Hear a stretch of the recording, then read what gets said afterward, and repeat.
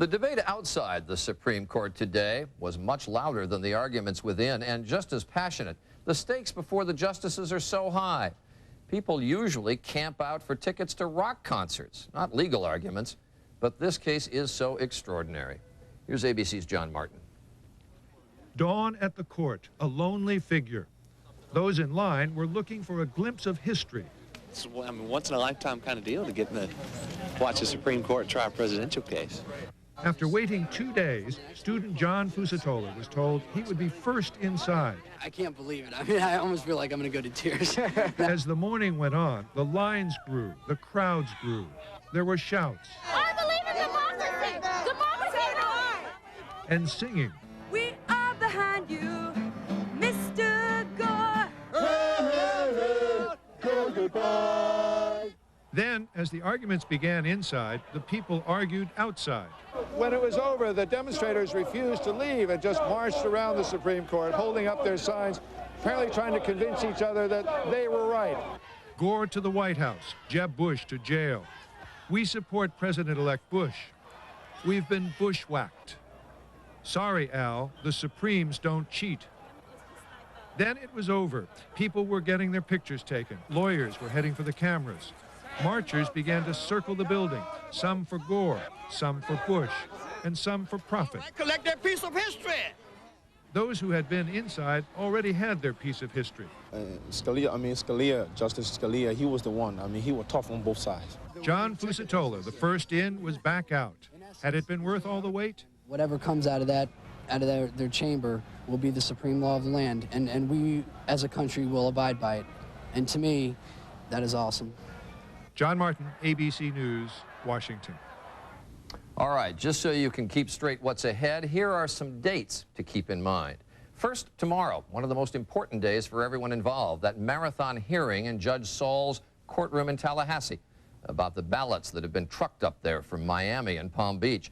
Then, barring some extraordinary maneuver, all states, including Florida, have to have their slate of electors, their delegates to the Electoral College, certified by December 12th. The electors meet in their home states on December 18th to cast their votes for president. And then on January 20th, of course, we will inaugurate someone. Later in the program, what it was like in the room today from ABC's Ted Koppel.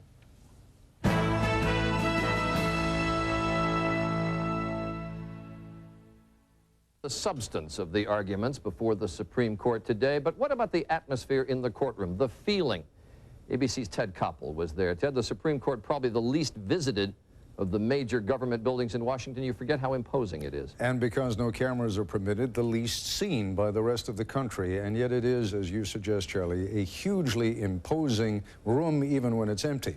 But when it was filled as it was today with some of the most important people in Washington, many of whom came from across the courtyard there from the Congress, and when you see those towering columns behind the justices, and even the justices themselves, for all their black-robed splendor, looking dwarfed by the size of these huge chairs in which they sit, there is just a sense that the law transcends everything, and the individual, no matter how important he may be in Washington, is somewhat dwarfed by that. And you forget that the lawyers really don't have much control. The justices don't let them finish an argument, and then when the justices ask questions, they don't let them finish an answer. It's extraordinary because on the one hand, you know that Ted Olson and Larry Tribe had to be prepared to go for 20 or 25 minutes with their arguments just in case they were not interrupted.